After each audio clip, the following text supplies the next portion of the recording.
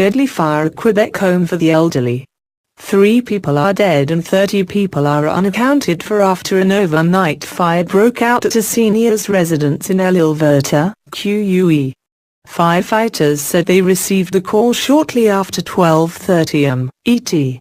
From Lara Copyright Residence to Havre on Quay Street in the small community east of Rivière Dialysis Redeloop. Between 50 and 60 people live at the residence and several were taken into safety at the Red Cross.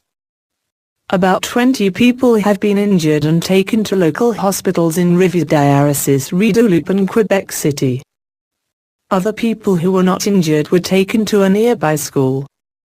Quebec Provincial Police Sergeant Audrey-Annie Bilodeau said emergency crews are still in rescue mode as they search for the missing residents.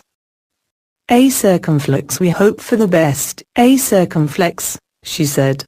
A circumflex, we hope that the number is going to go down. A circumflex.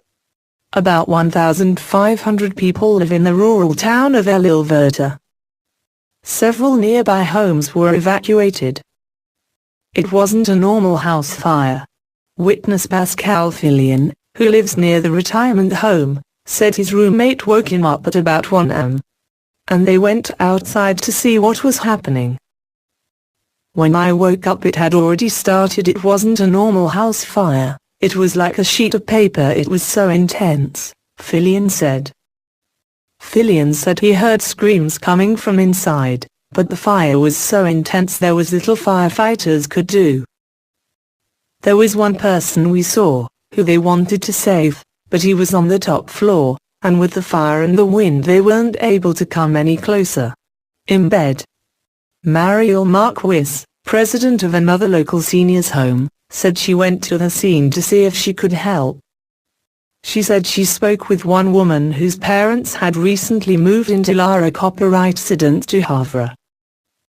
She said, "It didn't move my parents into this place for them to burn. But I told her, don't feel guilty, this was an accident, things happen." The Verte Copyright de Quay Copyright Bec has announced a ban on any flights over the fire zone.